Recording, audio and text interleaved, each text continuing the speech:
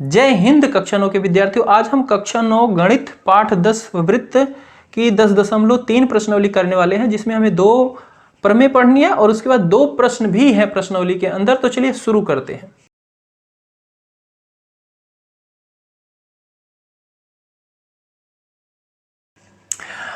प्रमेय 10.3 आपकी दी गई है। सबसे पहले जो प्रमेय है उसको ध्यान से पढ़ना, नीचे बिल्कुल भी मत देखना, ठीक है। एक वृत्त के केंद्र से एक जीवा पर डाला गया लंब जीवा को समद्विभाजित करता है। मतलब एक वृत्त है जिसका केंद्र है, वहां से एक लंब डाला जा रहा है, किसके ऊपर? जीवा के ऊपर। तो यहाँ पे एक डायग्राम बना लिया, एक वृत्त बना लिया, उसका केंद्र बना लिया, केंद्र से एक लाइन डाली गई है जीवा के ऊपर, पी क्यू के ऊपर, जिसपे क्या है 90 अंश का कोण बना रही है, मतलब लंब है, ठीक है। और आपको इसमें सिद्ध करना है कि ये जीवा दो जो हो जा रही है लंब की वजह से 2 बराबर भागों में बट जा रही है, आपको सिद्ध करना है। तो यहाँ पे दिया क्या गया है, एक वृत्त दिया गया है, उसका केंद्र है जिससे एक लंब डाला जा रहा है, किसके ऊपर? जीवा के ऊपर। मतलब ये कोण 90 का है। और आपको सिद्ध क्या करना है इसमें? पी एम, यहां से यहां तक की दूरी, और एम क्यू, ये दोनों क्या है? बराबर है। तो वही चीज यहाँ पे लिख दिया। सबसे पहले दिया एक वृत्त जिसका केंद्र O है, जिसपे एक लंब डाला गया है ओ एम, लंब है पी क्यू के ऊपर, पी क्यू के ऊपर ये लंब का सिंबल होता है, परपेंडिकुलर का सिंबल ऐसे बना के ऐसे बना देते हैं, इसके ऊपर लंब डाला गया है। सिद्ध करना है आपको पी एम बराबर क्यू एम। रचना इसमें लिख देते हैं, ओपी और ओ क्यू को मिलाया है, ओपी और ओ क्यू को मिलाया है। अब इसको यही आप ध्यान से सोचो, ये साइड कैसे आप बराबर सिद्ध कर सकते हो। तो यहाँ से ये एक त्रिभुज हमने बना दिया, ये वाला ओपी और ओक्यू को मिला के, कि एक त्रिभुज ये हो गया, एक त्रिभुज ये हो गया। अगर हम इन दोनों त्रिभुज को अब सर्वांगसम सिद्ध कर दें, ठीक है, और जब सर्वांगसम सिद्ध हो जाएगा तो पी एम और ओ क्यू क्या हो जाएगी? इन दोनों त्रिभुजों की संगत भुजाएं हो जाएंगी, और संगत भुजाएं क्या होती हैं? सर्वांगसम त्रिभुज की बराबर होती हैं। यही हमारे पास फंडा बचा है करने के लिए। तो यहाँ पे उत्पत्ति में लिखा, रचना में इसको मिला दिया, उत्पत्ति में लिखा कि त्रिभुज पी एम ओ और क्यू एम ओ ये वाले त्रिभुज में, इसमें हम सबसे पहले बात करते हैं कोण, एंगल पी एम ओ, यानी कि ये वाला कोण, और क्या है ये वाला कोण, ये दोनों क्या है 90 अंश है, क्योंकि लंब है तो 90 होंगे। तो ये दोनों बराबर लिख दिया, चाहो तो 90 भी लिख दो, बराबर में 90 अंश, क्योंकि ये लंब है। तो और क्यू एम ओ ये वाला कोण और ये वाला कोण दोनों क्या है? बराबर होंगे, 90 अंश होंगे। ये कि आपको क्या है दिया गया है पहले से ही, क्योंकि लंब है, लंब क्या होता है 90 डिग्री पे ही होता है। और दूसरी चीज लिख दी एम ओ और एम ओ, ये वाली साइड इस वाले त्रिभुज की भी और इस वाले त्रिभुज की भी, ये वाली साइड दोनों में क्या है? उभयनिष्ठ है, यानी कि दोनों में है तो बराबर ही होगी। तो ये क्या लिख दिया? उभयनिष्ठ है। तो एक एंगल मिल गया, एक हमें मिल गया क्या? साइड मिल गया, ठीक है, एक हमें साइड मिल गया। और यहां पे एक साइड और बता सकते हैं, पी ओ क्यू ओ, ये क्या है? त्रिभुज है वृत्त का। तो त्रिभुज वृत्त का समान ही होता है, कितने भी बना लो सब सेम ही होगा। तो पी ओ और क्यू ओ ये क्या है? वृत्त की त्रिज्या है, वृत्त की त्रिज्या है, ठीक है। तो ये क्या होगा? बराबर होगा। अब यहां से एक साइड एक एंगल मिल गया, तो यहां पे हम लिख देंगे त्रिभुज पी एम ओ सर्वांगसम है त्रिभुज Q M O S A S नियम से, ठीक है। और जब ये एस नहीं सॉरी ये 90 डिग्री है तो ये आर एच एस से हो जाएगा, ठीक है। आर मतलब राइट एंगल, एच एस, ठीक है, हाइपोटेनियस एक हो जाएगा ये। और ये जो त्रिज्या थी ये आर एच एस नियम से आपकी सर्वांगसम सिद्ध हो गई। जब सर्वांगसम सिद्ध हो गई तो इसका ये वाला भाग इसके बराबर होगा, पी एम बराबर एम क्यू लिख देंगे। और ये क्यों? सीपीसीटी, क्योंकि संगत त्रिभुज सर्वांगसम त्रिभुज की संगत भुजाएं बराबर होती हैं, संगत भाग बराबर होते हैं। तो congruence part of congruence triangle, ठीक है। तो इससे आपका ये सिद्ध हो जाएगा।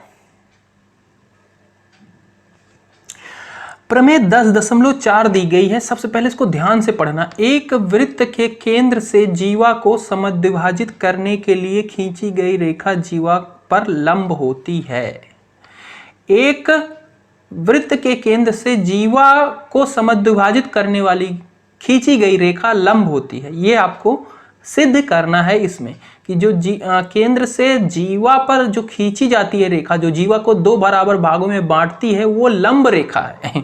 ये इसका 10.3 का बिल्कुल उल्टा है, कि यहाँ पे आपको दिया गया है कि जीवा जो है वो 2 बराबर भागों में बटी हुई है, वो चीज दी गई है। आपको सिद्ध करना है कि ये जो खींची गई है रेखा वो क्या है? जीवा के ऊपर लंब है, मतलब उसका कोण जो पीकी के ऊपर बन रहा है वो दोनों 90 का बन रहा है, ये आपको सिद्ध करना है। समझ गए क्वेश्चन? तो सबसे पहले आपको क्या दिया गया, एक वृत्त दिया गया है, उसका केंद्र O मान लोगे, एक जीवा दी गई है जो दो बराबर भागों में है, ये वाली साइड इसके बराबर है। आपको सिद्ध करना है कि ये वाला कोण इसके बराबर होगा और 90 अंश का होगा। ठीक है, लंब है यानी कि 90 अंश का होगा तभी लंब बनेगा। ठीक है, क्लियर बात? तो यहाँ पे दिया गया है, उस चीज को लिख लिया है, एक वृत्त जिसका केंद्र O है, PM बराबर MQ है, ये लो PM बराबर MQ, ये इसके बराबर है। सिद्ध करना है आपको OM क्या है, लंब है PQ के ऊपर, OM क्या है, लंब है PQ के ऊपर। इसमें रचना OP और OQ को मिलाया, ये देखो OP और OQ इसको मिलाएंगे तो ये वही त्रिभुज बन जाएगा। हर एक में प्रमेय में आपको त्रिभुज बना के ही काम करना है, उनको सर्वांग सम सिद्ध करो और फिर जिस पार्ट को पूछ रहा है उसको आप सिद्ध करो। तो ये त्रिभुज बन गया, इसके ये त्रिभुज। अब इसमें हम उत्पत्ति में लिख रहे हैं कि PMO त्रिभुज और PMO और QMO, यानी कि ये वाला त्रिभुज और इस वाले त्रिभुज में, जिसमें PM इसके बराबर है QM, ये हमें क्या है, दिया ही गया है।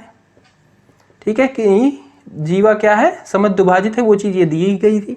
ठीक है, और फिर MO बराबर MO लिख देते हैं। MO ये बीच में जो है, ये वाले इस वाले त्रिभुज में भी है, इस वाले त्रिभुज में है, ये क्या है, उभयनिष्ठ है, तो उभयनिष्ठ भी बराबर होगा। ठीक है, और OP कह लो और OQ कह लो, ये भी क्या है, बराबर भुजाएं होंगी। क्यों होंगी? क्योंकि ये त्रिभुज की त्रिज्या है।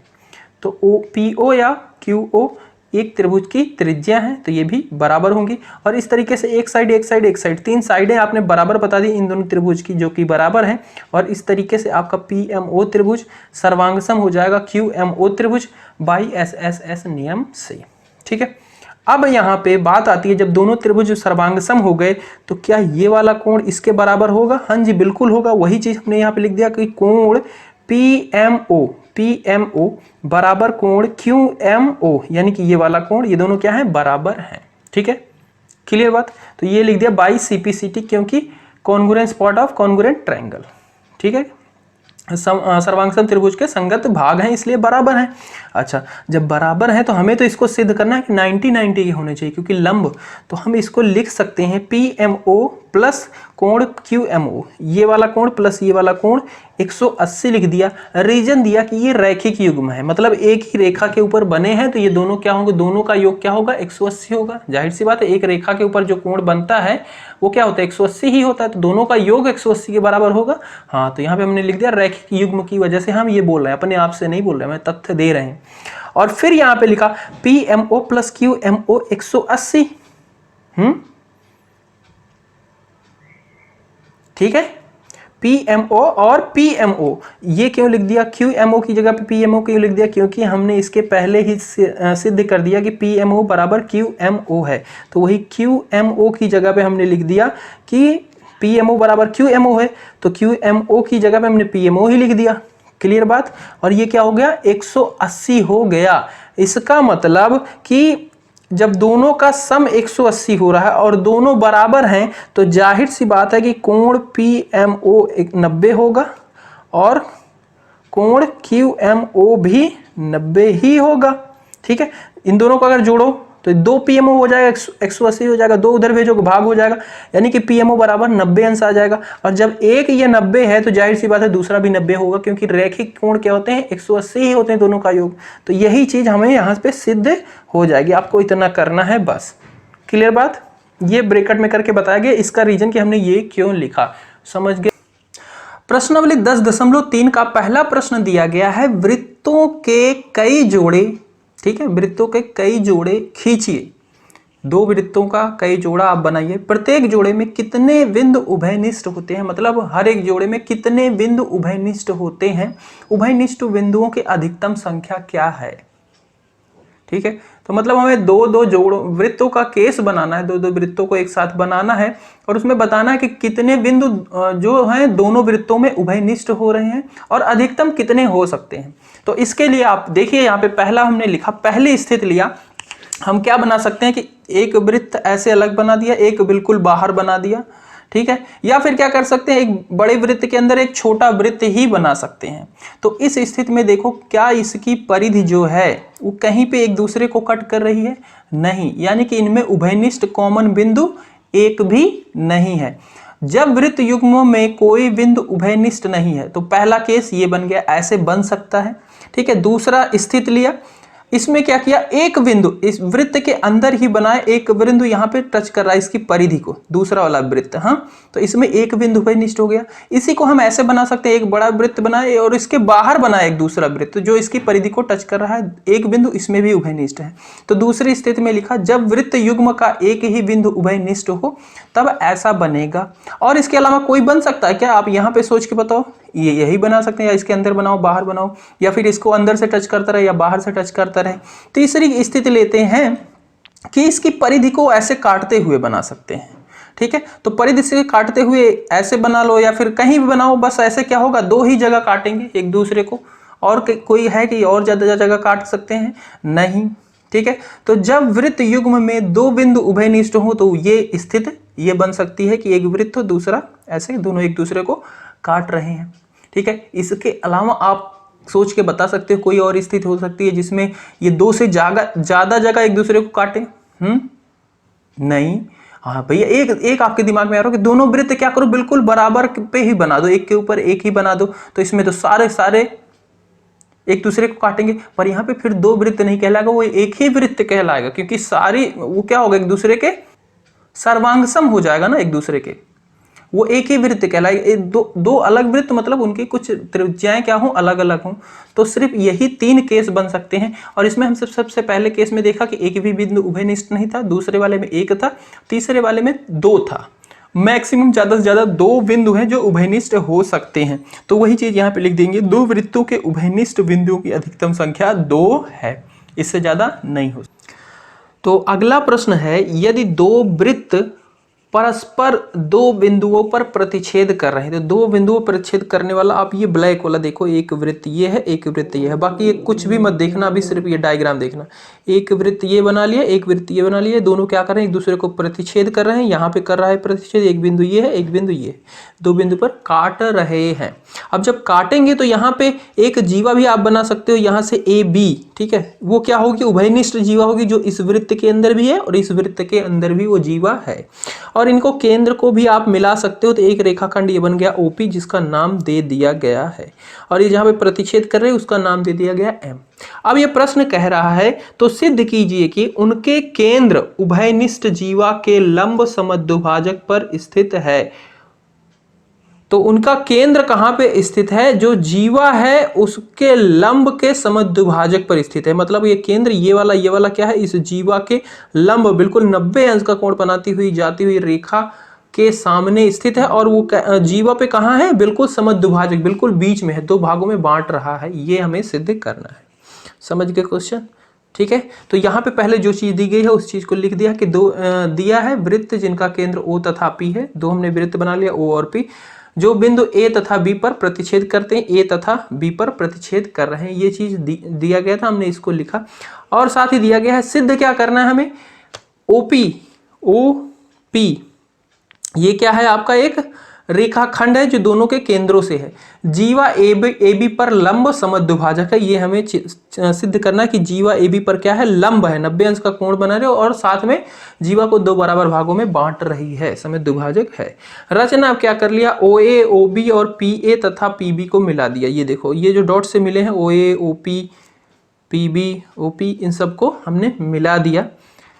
उत्पत्ति में हमने क्या किया, त्रिभुज ले लिया, ऊपर वाला, ये वाला त्रिभुज, ऊपर वाला O P B, O A P, ठीक है, तथा त्रिभुज ये नीचे वाला त्रिभुज, ये वाला त्रिभुज, ठीक है, ओ बी पी ये नीचे वाला त्रिभुज, इन दोनों को हम सर्वांगसम सिद्ध कर देते हैं। तो इसको कैसे कर सकते हो, इसमें क्या क्या चीजें आपको मिल रही हैं।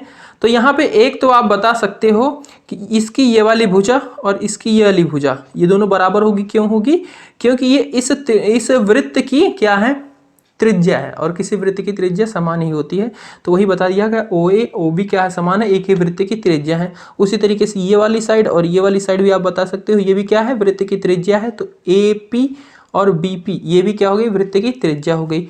अब ये वाली जो बीच में है, दोनों में उभयनिष्ठ एक रेखा है ओपी, ओपी क्या बता दिया, उभयनिष्ठ है, क्लियर बात। और हमने 3 चीजें यहाँ पे बता दिया, तो त्रिभुज वाले में बताया था कोई 3 चीज आपको बतानी होती है जिससे आप सर्वांग सम सिद्ध कर सकते हैं। तो त्रिभुज AOP सर्वांग सम हो जाएगा त्रिभुज OBP SS नियम से, ठीक है, यानी कि ये दोनों एक दूसरे के सर्वांग सम है। तब आप बता सकते हो ये वाला कोण AOP यानी कि ये वाला कोण बराबर होगा BOP यानी कि ये वाला कोण इन दोनों के बराबर हो जाएगा बाई CPCT, ठीक है। इतना नोट कर लिया तो इसको आप वीडियो को रोक लो और इतना नोट कर लो, फिर मैं इसको मिटा के आगे आपको बताता हूँ। यहाँ से मैं ये एक चीज लिख लेता हूँ इसको यहाँ पे कि इसके हमें अभी जरूरत पड़ेगी।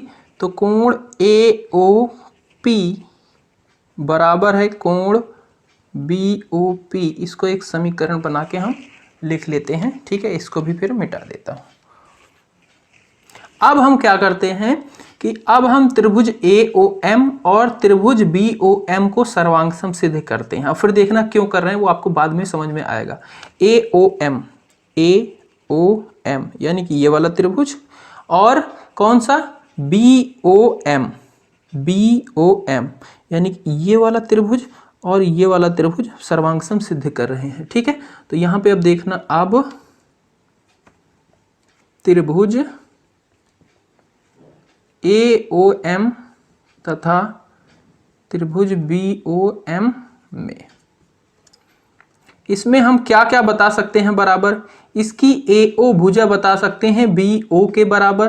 क्यों बता सकते हैं? क्योंकि एक ही वृत्त की त्रिज्या है। अब देखो AO ये रही, BO ये रही, ये वाली इस त्रिभुज की है, इस वाली त्रिभुज की, दोनों बराबर है। क्यों? ये वृत्त की एक त्रिज्या है, एक वृत्त की त्रिज्या है, इसलिए बराबर होगी। और इसमें कोण AOM बराबर बता सकते हैं BOM, ठीक है।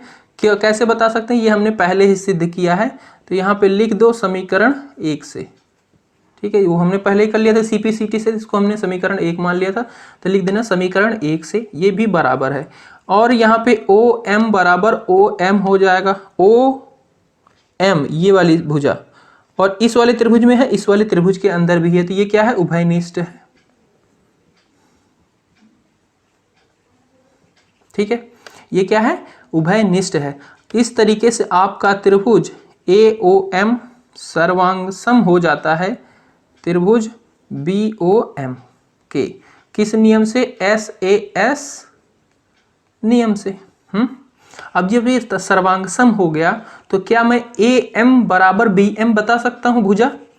AM ये वाली भुजा, ये वाला त्रिभुज इसके सर्वांग सम हो गया, तो ये वाली भुजा इसके बराबर बता सकते हैं? हाँ जी, बता सकते हैं। कैसे लिख देंगे? CPCT के जरिए। AM बराबर BM बाई CPCT, ठीक है। इसको आप लिख लेना दूसरा समीकरण, इसका भी यूज होगा। और एक चीज यहाँ पे, ये वाला कोण इस वाले कोण के बराबर बता सकते हैं? हाँ जी, ये भी CPCT के जरिए बता सकते हैं। तो कोण AMO बराबर कोण BMO, ये भी CPCT से, इसको भी तीसरा समीकरण बना लेते हैं, ठीक है। अब कोण AMO यानी कि ये वाला कोण प्लस BMO यानी कि ये वाला कोण, इन दोनों को मैं लिख सकता हूँ 180। कैसे? क्योंकि ये क्या है? एक ही रेखा के ऊपर कोण है, और रैखिक कोण का जोड़ क्या होता है? 180 होता है। तो यहाँ से लिख लेते हैं AMO प्लस कोण BMO बराबर 180 अंश, और ये क्या है? रैखिक कोण है। ये क्या है? रैखिक कोण है। रैखिक कोण 180 होते हैं उनका योग। अब यहीं पे ध्यान से देखना, क्या मैं इसको AMO को लिख सकता हूं AMO 180?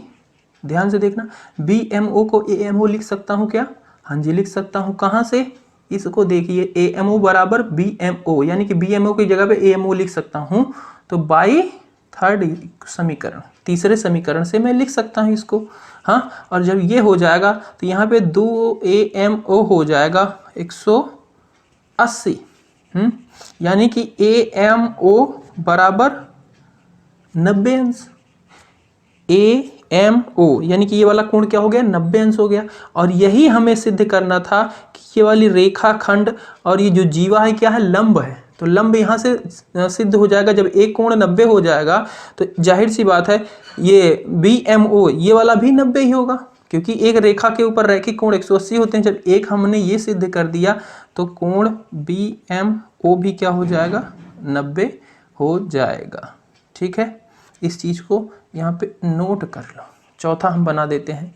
ठीक है, अब समीकरण 2 व 4 से दूसरा समीकरण ये रहा आपका, चौथा ये आप दिख गए। हाँ, ये समीकरण बनाते हैं, BMO बराबर 90 अंश हो गया। तो अब समीकरण